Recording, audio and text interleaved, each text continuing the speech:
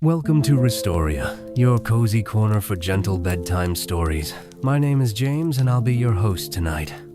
Every night, we bring you peaceful tales designed to calm your mind and help you drift off into a deep, restful sleep. So snuggle in, close your eyes, and let the story begin. The story tonight is called The Library of Moonfeather Lane. Chapter 1. When the moon unlocks the door. There is a place at the very end of Moonfeather Lane that most people pass without noticing. Its gates are tall, iron, and covered in ivy, and during the day, they look as though they haven't opened in years. But those who know, those who dream understand the truth. The gates don't open with keys. They open with moonlight, and only after the world has grown quiet, when the sun has gone to bed, and the stars blink softly above the chimneys and rooftops, and the street lamps glow like little bowls of honey, the Library of Moonfeather Lane stirs.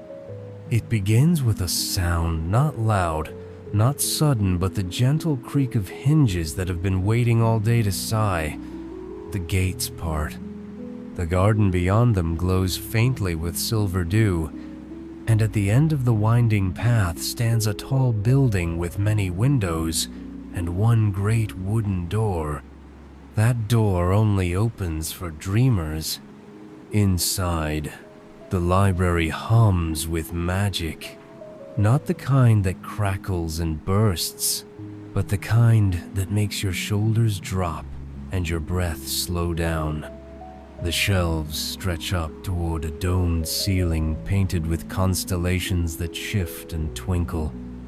The books whisper among themselves, telling stories quietly to one another as they wait to be chosen. The air smells of warm parchment, lavender, and something else, something soft and glowing, like the memory of starlight. Perched high in the center of the dome is Orin, the keeper of the library. He is an owl, but not an ordinary one. His feathers are dusted with moonlight, silver, and deep twilight blue, and his eyes glow like twin lanterns in the dark. Each night, when the dreamers arrive, Orin opens his eyes without a sound.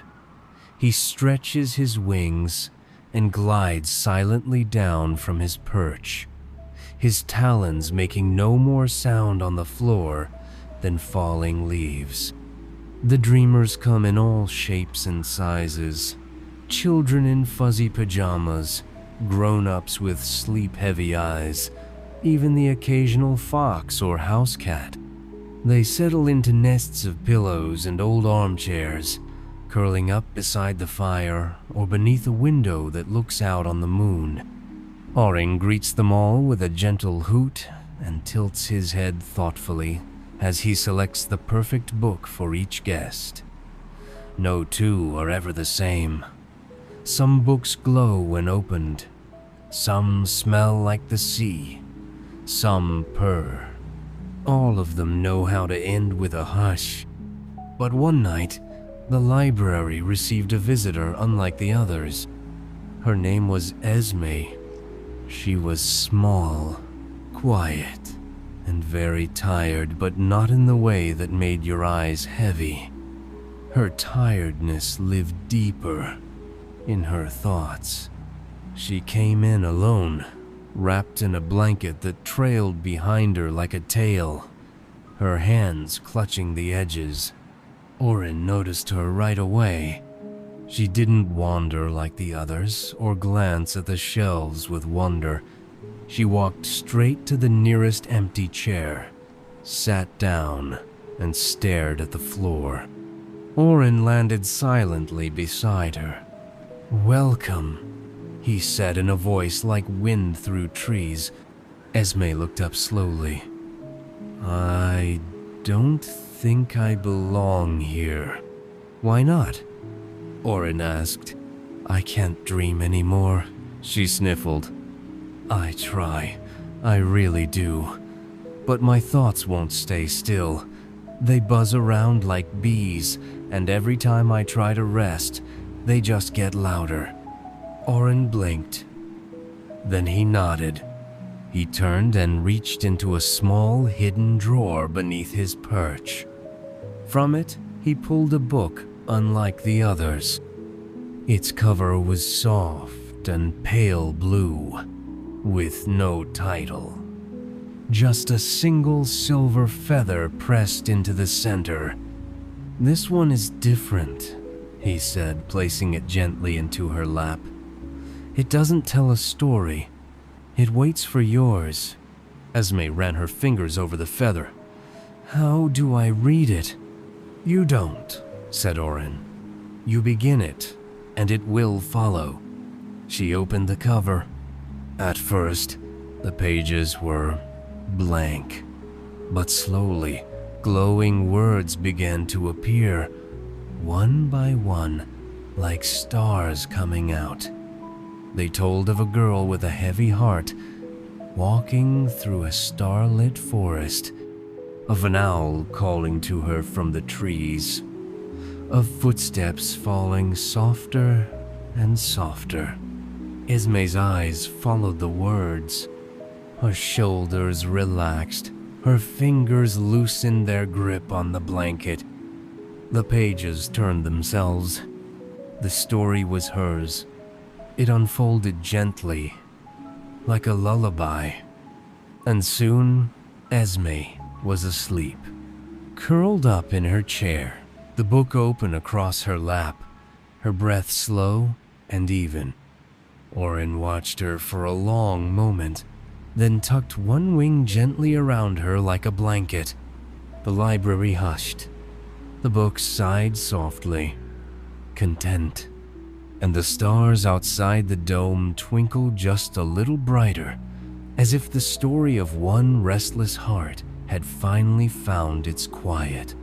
And so the Library of Moonfeather Lane waited, peaceful and glowing, ready for the next dreamer who would open a book and find their way to sleep. Chapter 2: The Books That Breathe. The next night, the Library of Moonfeather Lane opened once more.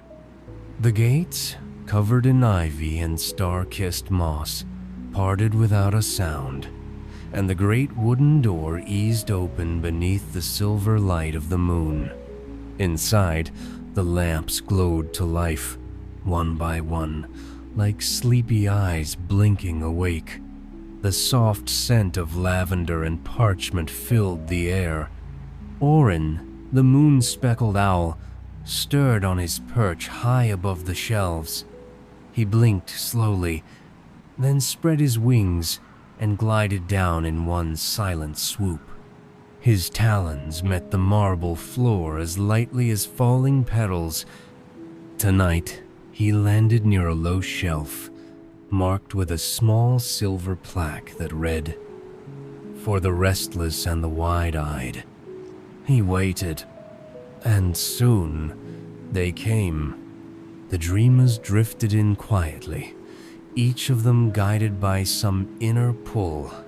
A little boy with a stuffed giraffe, a girl with a blanket trailing behind her, a sleepy dog that curled up by the fireplace before anyone could speak.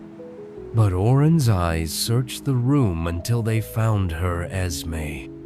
She was back, still wrapped in her blanket, still quiet. But this time, she carried the book with the feather on its cover. She made her way to the same chair, but before she sat down, she looked up at Oren.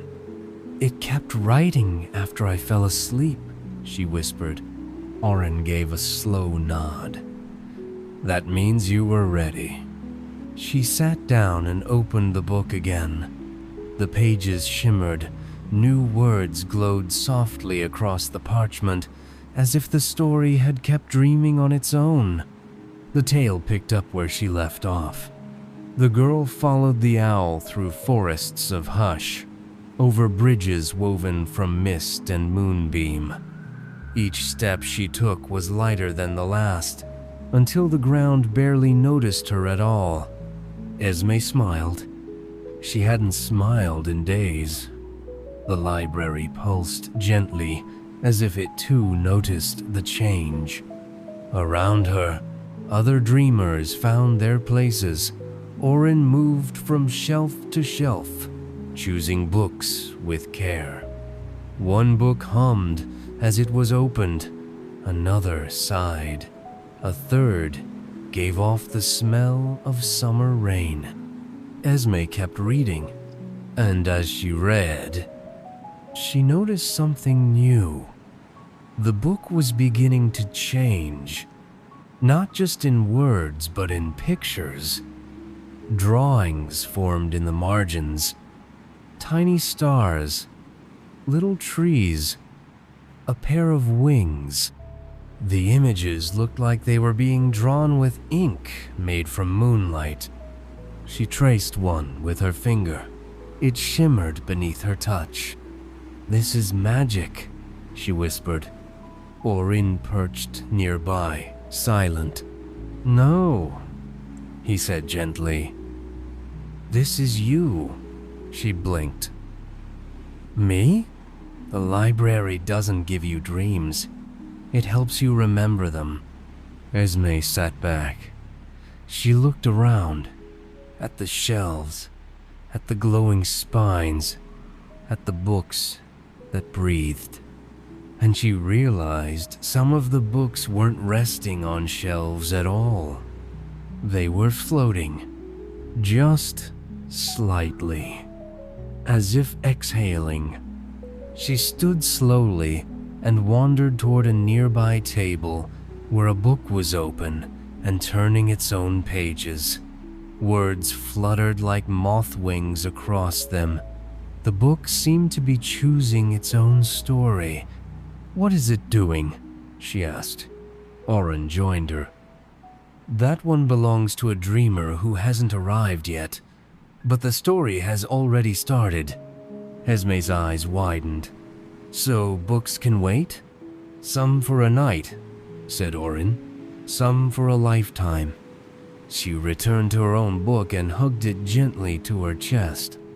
"I don't want to lose this one." "You won't," Oren said. "It's a part of you now, and if you ever forget it, the library will remember for you." That night, Esme read deeper than she had ever read before. She read until the words felt like waves, and her thoughts floated gently with them. Her hands loosened, her eyes fluttered closed. And when the book slipped from her lap, it didn't fall, it floated. Hovering just above her knees, it turned its final page of the night, closed itself with a soft puff of parchment, and settled beside her chair. Oren returned to his perch. He watched the dreamers breathe in unison, their books glowing faintly beside them. The shelves stretched high above.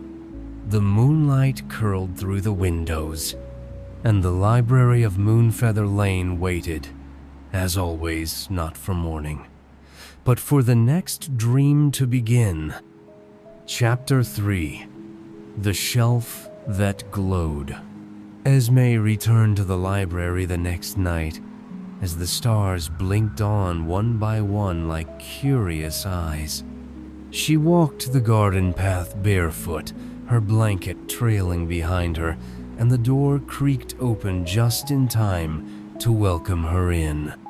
The inside of the Library of Moonfeather Lane was as warm and gentle as she remembered, its scent of parchment and lavender brushing against her like a lullaby. Oren was already waiting. He met her by the entrance with a small tilt of his head and a twinkle in his lantern-glow eyes. "You came again. I couldn't wait," she whispered. The book with the silver feather was still there, resting on a low table near the fire. It opened when she touched it, almost as if it had missed her. Esme sat down and began to read, the words glowing softly beneath her fingers. The girl wandered deeper into the starlit forest, where trees whispered names of forgotten dreams. She followed the hush of wings and the tug of her own heart, not knowing where she was going, but knowing she was safe. She felt the hush settle over her again, like a warm shawl around her shoulders. Her thoughts didn't race here. They drifted, soft as snow. Across the room, a quiet sparkle caught her eye. It was a shelf, but not like the others. This one was glowing faintly, not golden like the lamps or silvery like the pages, but a soft, bluish purple. Esme rose from her chair and padded over to it, curiosity tugging gently at her hand. As she approached, the glow brightened just a little. There were only 3 books on the shelf. Each had no title. Just a symbol on the cover on a small mountain, one a star, and one a key. She reached toward the book with the star. It pulsed beneath her fingertips. She pulled it down carefully. It was heavier than her own, not in weight but in feeling, as though it had something to say. "Ah," said Orin, who had glided silently over. "You found the unfound books." "Unfound?" Esme asked. "They're stories waiting to be discovered. They only glow for readers who are ready to find them." Esme sat cross-legged on the floor and opened the book with the star. The pages shimmered in rich indigo and ink as black as velvet. The story began with a single sentence. "Once there was a wish so quiet, it forgot how to speak." Esme's breath caught. The words called something forward in Hera memory, maybe, or a feeling she hadn't noticed before. She read on. The story told of a tiny light hiding in a shell, deep in the pocket of a wanderer who had forgotten they were carrying it, and how, with each kind word they heard, the light grew braver until it burst from its shell and lit up the stars around it. When she turned the final page, Esme noticed something new. Her fingers were glowing, just faintly, like they'd borrowed some of the story's starlight. She looked at Orin. "Do books ever remember who reads them?" she asked. "Always," Orin replied. Esme held the book close to her chest.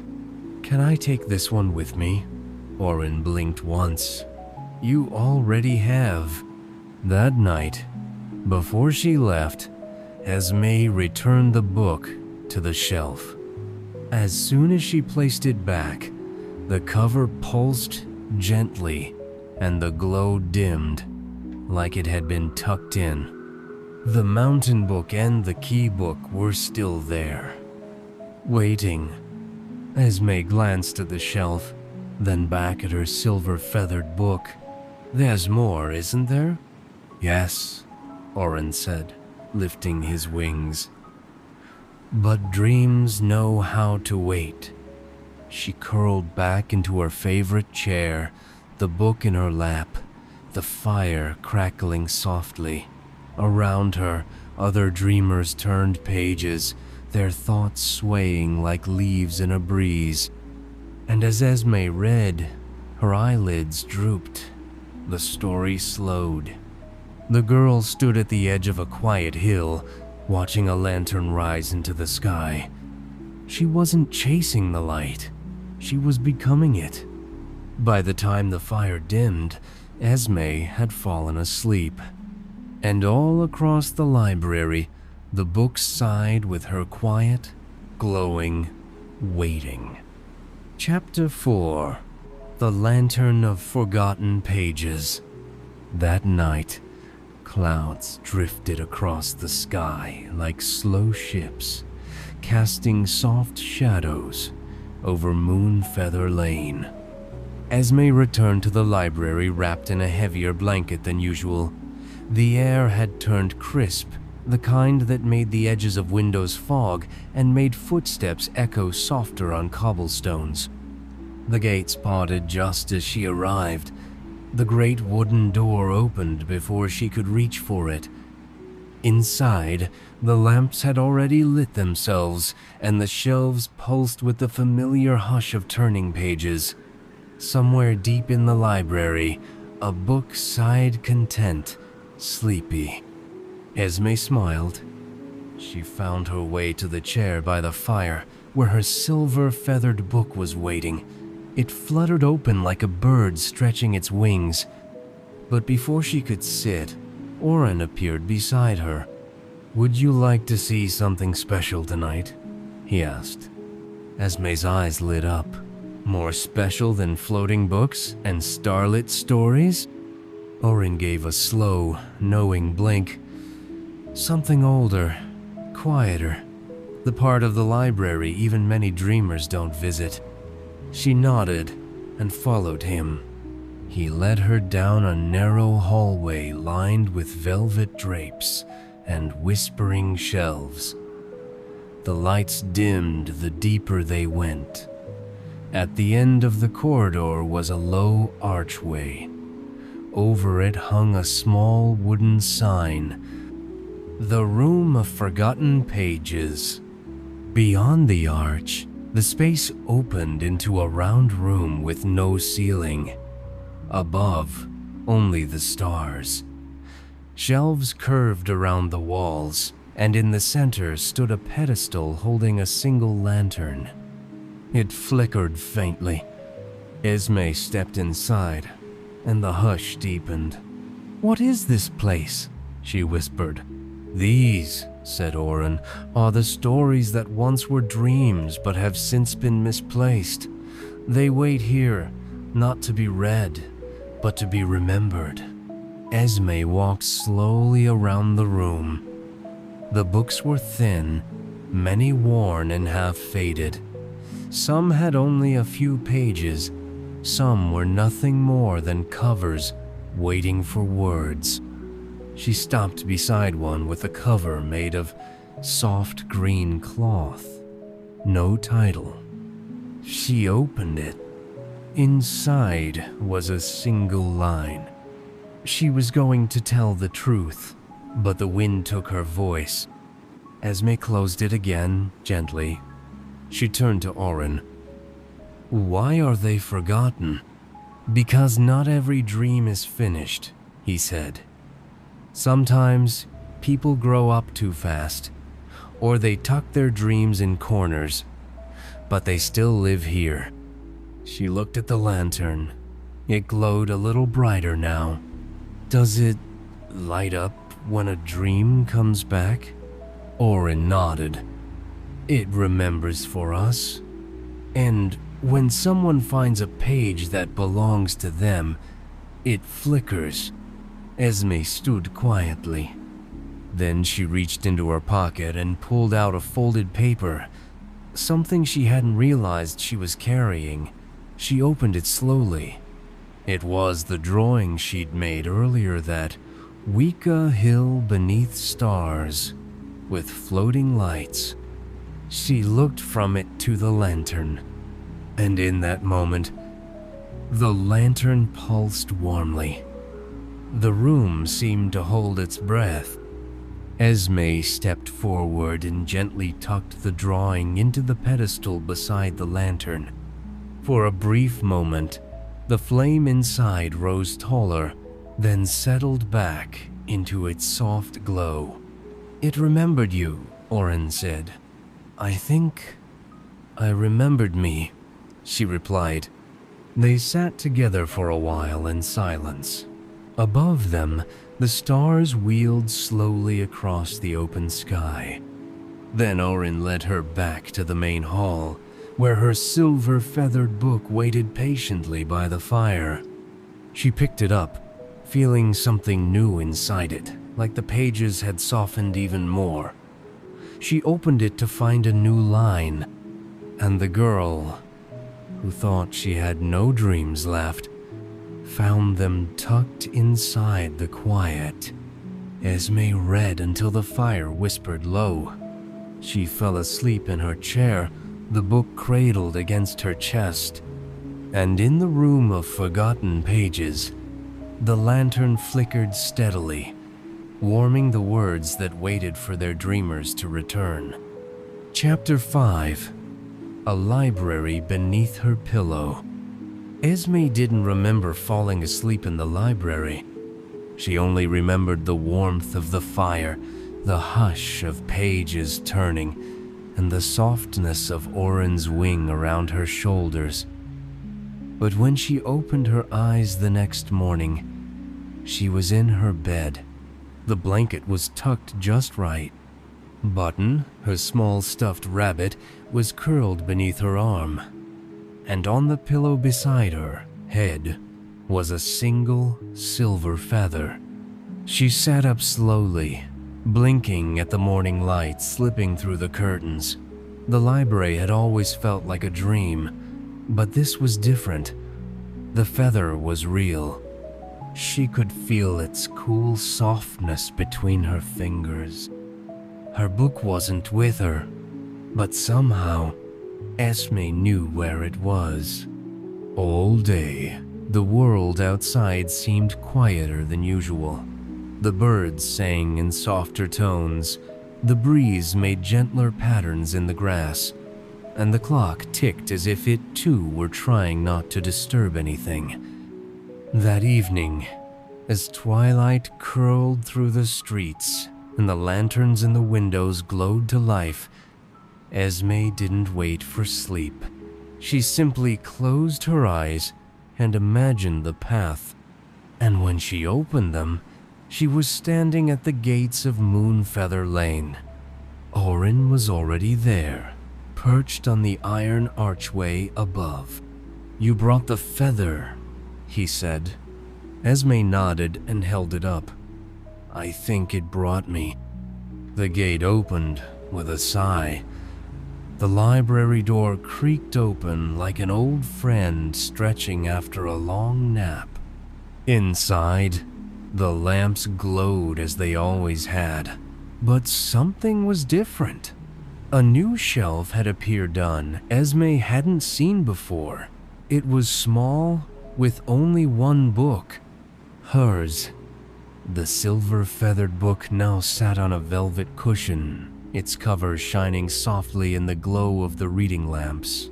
As she stepped toward it, the feather in her hand fluttered once and lifted into the air. It drifted down to the book's cover, settling perfectly into its place. Oren glided down beside her. "It's part of the library now." Esme reached out and opened the book. The pages were no longer empty when she didn't read them. They were full of everything she had dreamed both awake and asleep. Her thoughts had become stories, and her quiet had become chapters. She turned to a page near the middle. The dreamer had walked many paths, but this one led inward, past the forest, past the starlight, into the softest place, the part of her that had always waited to be heard. Esme closed the book with both hands. She looked at Oren. "Can I write more?" "Only if you wish to sleep," she laughed softly. "Then I think I'll write every night." The library pulsed in quiet agreement. That night, Esme didn't sit in the reading chair. She curled up in the nook of a window seat where moonlight spilled across the cushions like a spilled cup of milk. The book rested on her chest, rising and falling with her breath. Other dreamers wandered in. A boy with wild curls who snored softly into a book about clouds. A girl who only read the final line of every book, smiling as if it told her enough. A tabby cat who curled on a stack of maps and began to purr. And as Oren flew from shelf to shelf, delivering books like lullabies, he paused above Esme, and watched the way her fingers twitched in sleep as if she were still writing, even in dreams. Later, long after the stars had begun to fade and the sky turned a sleepy shade of blue, Oren flew back to the silver-feathered book. A new line had written itself. Some stories aren't told. They're held in quiet hearts, in deep breaths, in the hush between dreams. Oren closed the book gently, and the library waited for morning to pass, for the stars to return, and for Esme to open her eyes and find the story still glowing just beneath her pillow. Chapter 6. The Whisper That Waited. Esme came to the library one last time before the season changed. It was the kind of night where the stars felt closer than usual and watchful, like they too had stories to finish. The moon hung quiet and full above Moonfeather Lane, lighting the path to the gates, which opened at her arrival with a sigh that sounded almost like welcome. She walked slowly tonight, not out of hesitation, but reverence. The silver feather had disappeared from her pocket, but she no longer needed it. The way was inside her now. Inside the library, the lamps flickered in familiar rhythm, and Oren was already waiting by the hearth. He didn't speak. He only opened one wing, inviting her into the hush. Esme stepped in. Her silver-feathered book rested on the velvet cushion as before, but beside it now was something new. A smaller book, still blank, bound in soft night blue leather with a single line on the front. The Next Dream. She picked it up, heart warm and quiet. "What is this one for?" she asked. "For you to give away," Oren replied. "To someone else who forgets how to dream." Esme held it close. "I'll know when." "You will," said Oren. She took one last walk through the library, past the high shelves that sighed with memory, past the room of forgotten pages where the lantern still flickered softly, past the glowing shelf of the unfound books where the star-marked story waited quietly, a new sentence shining just beneath its spine. She paused beneath the great dome, looking up at the stars painted across its ceiling. Tonight, one shimmered brighter than the others, a small star near the edge that blinked slowly, as if winking at her. Esme smiled. Then she found her way back to the window seat and curled up beneath a blanket. The blue book rested under her hand, not opened yet. It was waiting, like the library itself. She watched as the other dreamers found their corners, a pair of twins who whispered to each other from behind glowing picture books. A tall man who always read upside down and seemed to find exactly what he needed anyway. A fox with a silver stripe who walked in circles before curling up beneath a shelf. And Oren. Always Oren. Flying slow circles overhead, keeping watch like the moon itself had grown wings. Esme's breath slowed. Her thoughts quieted. No buzzing, no bouncing, no wondering what came next. Just peace. Before her eyes closed, she whispered into the hush, "Thank you for remembering." The books whispered back, and when morning came, the library gently disappeared with the stars. But the dream stayed. In Esme's chest, in the hush of her breath, in the blue book that now waited by her bedside. And perhaps, someday soon, When another dreamer says, "I don't know how to rest," she'll place it in their hands and say, "Then let the story begin." Because in the Library of Moonfeather Lane, no dream is ever truly lost. It only waits, like a whisper in the dark, like a book not yet opened, like a feather falling gently just before sleep